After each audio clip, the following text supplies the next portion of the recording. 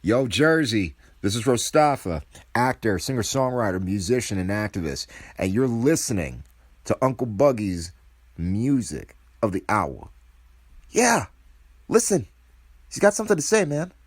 This is Uncle Buggy hanging out with ROSTAFA, and he's going to tell us what's going on in the world of music and fundraising and whatever, and the project that you're involved in currently. I'm going to say it wrong. AmbroPalooza. That's right.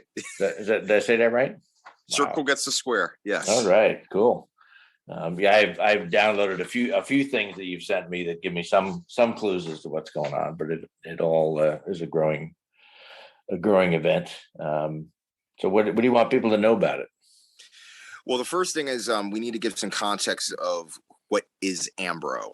Right. There's a gentleman who I met on March 29th, 2019 at Lake Mohawk Country Club in Sparta, New Jersey. Right. His name is Robert Ambrosino. And for those of you who don't know who Robert Ambrosino is or was, I'm going to say is because I never like to use things in the past tense in this case. Mm-hmm. He was a very talented, very popular local musician within the North Jersey area, particularly in Sussex County. Mm-hmm. And was also a teacher, was also a football coach, softball coach, skiing instructor, taught a little bit of basketball. I mean, like he was Captain Many Hands as was he married? He didn't sound like he had time for that. Oh, he was married and he had 3 kids. So he had a lot of work to do. It's funny you mentioned that because I was just with his kids yesterday and his father, their grandfather, because they were doing another tribute for him over at Dover High School. And, it's funny because I look at them and I can't believe how strong these kids are. Like they're strong-willed, just like their dad, but also at the same time, they just take on something and they just do it, and they're fearless, and right. It's again, and they're very humble about it. But I'm just intrigued and just impressed by how they move forward and how they approach a challenge, and that gives me hope, especially in my quote unquote journey through life. And it's a good thing that again that there's still this sort of kind of aura around people that have this sense of self-worth, or let alone value, right? Value, exactly. And just and they don't have to talk about it, right. They just do it. Mm-hmm. But at any rate, so I met him there through a mutual friend of ours, Ben Zabel, who's who actually has been to your studio a few times actually, with me. And he introduced me to these guys because he found out that there was an open mic happening up there. Mm-hmm. Now, me and Ben have practically been to almost every open mic under the sun when it came to various different areas around Bergen County, Sussex County, Hudson County, Essex County. I mean, just everywhere. And this particular area, I was thinking okay, it might be okay because we've been through a couple open mics where they're just a one and done type of a thing, right? And normally for open mics and open jams, that's where you kind of again, keep crafting away at what you're trying to do and get better at, your playing, learn how to play with others that may not be as good or if better than you, which is great. Yeah, it's a challenge, I guess, when they're not as good. Yeah. Oh, no, but that also gives you an idea of a level of patience. Yeah, I think, and but at any rate, we met, we became good friends. We cared about, he would always tell me dude, I love how you command an audience. I love how you command attention, and you really make people have fun. And that brought a lot of peace to my valley, actually. Because I'm not really good with compliments, I'm not really good with that idea of, being told something and but if it's somebody that's coming from a genuine place and he actually knows his craft, then it means more. Sure. I would support him at some of his gigs. He'd support me at some, my gigs, or if he was ever available or whatever. And of course, obviously, in March of 2020, the pandemic happened.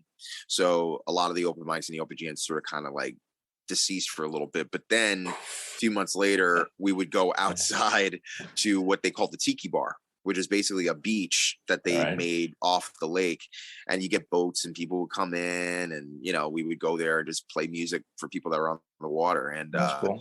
we're just trying to, get some sanity within us, because again, you're practically naked in the world where everything is sort of kind of like shut down. So everything is exposed and you can't do too much, but you can try your best to try to live life as normal as possible.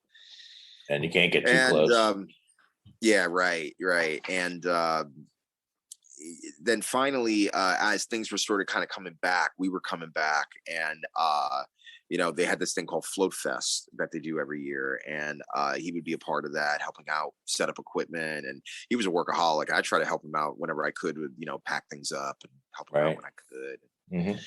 And we just hit it off, man. And so in July 31st of last year, when I did my Kemet Music and Arts Festival, my guitar player got COVID and I needed another guitar player, and I asked him, I actually practically begged him, and I was like, yo, bro, can you do this? And he was available, thank God, to do like a rehearsal or two. And then we did the gig. It was very cool, and I was very grateful for him.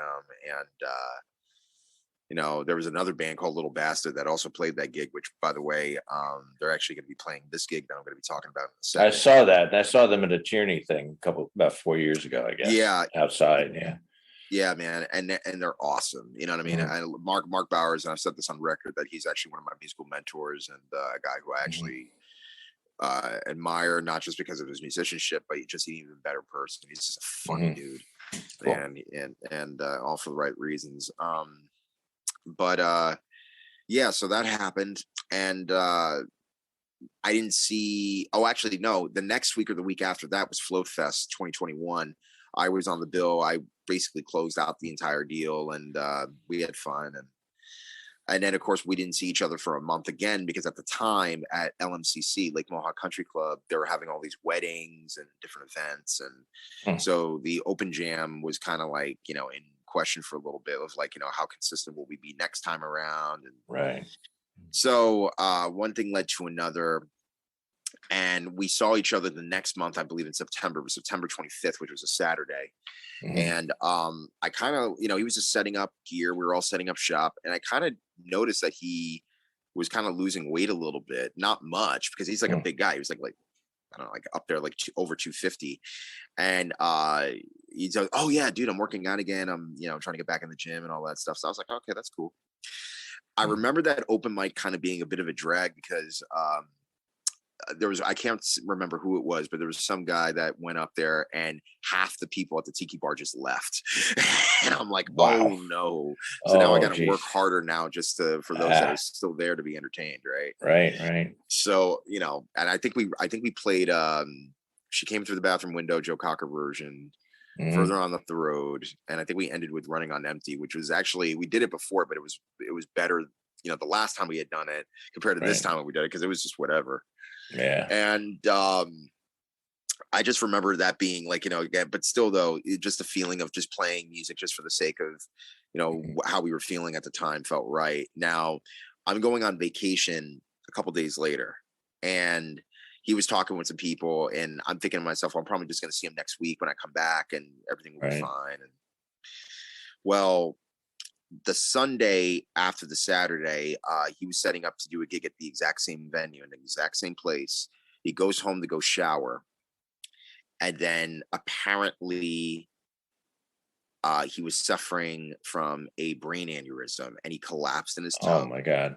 And thank God his wife was home, Christina, and she called 911. Obviously, the paramedics came trying to work him, and then they took him to one hospital. Then I believe they airlifted him to another hospital. This is all happening in Sussex County, and basically on the Sunday when I was told about this, I'm thinking to myself, he could survive this. You know what I mean? It's our guy. You know what I mean? He's a tough guy, football player, went to the University of Delaware and all that jazz. But at any rate, he was just laid up in bed, and you're getting pieces of information of, did he actually pass? And no, he's still alive. We don't know. And I don't want rumored information when it comes to somebody's life. Right. I don't like that. Yeah. And nobody does. Right. Yeah. So I then proceeded to, and then finally as I'm getting off the bus, I get a phone call from a friend of ours who told me the news. And she confessed to me as soon as I got out of the door. She says, okay, they're going to pull the plug. And I didn't know this until later, but right before he had passed away, I was told later that he actually was an organ donor. And I found out later that I think in the US alone, there's like a small percentage of people who could actually be an applicant to be an organ donor. Huh. Okay. And all of his organs were given away, and they actually all have gotten to the proper places in which people needed them. They saved middle-aged people that needed them. And that was really cool to hear. And then they had a church service, memorial service, maybe a couple of weeks after that. But then 6 weeks after he had passed in October, it was like right after my birthday, we go up to LMCC and also part of high school where they did the celebration of life for him. And many people spoke, and I played, of course. And I just felt at that point that it wasn't just a one and done. And I also felt that we can do more in terms of keeping his memory and his legacy alive, because hearing from different students and different colleagues of his and various different friends of his, everyone doesn't have a bad thing to say about this guy. So that just gave me every reason to do that. But what really impressed me that made me want to do this was his niece from out in Colorado put up a GoFundMe, and within 6 weeks they raised close to about $150,000. Wow. For the family to, cover expenses and stuff like that. Yeah, that's a big one. That's done. Well done. Yeah. And so that gave me every reason to reach out to his wife and says, hey, would you be interested in trying to help me put on a musical fundraiser? And I wanted to get her blessing first. That was the main thing. And I also wanted to get Rob's dad's blessing too when I eventually saw him again, because I met him before, but now different circumstances, Yeah, a little bit. And so I've been on this journey since January, tried to get this into fruition. Now there's still elements that still need to be done before June 11th, just to be transparent. But it's been one hell of a ride so far. We're actually teaming up with a organization called Sparta Unico. Okay. Yeah. And Unico, for those of you who don't know, is an Italian heritage organization. And Rob was Italian, and actually his father Jerry was once on the board.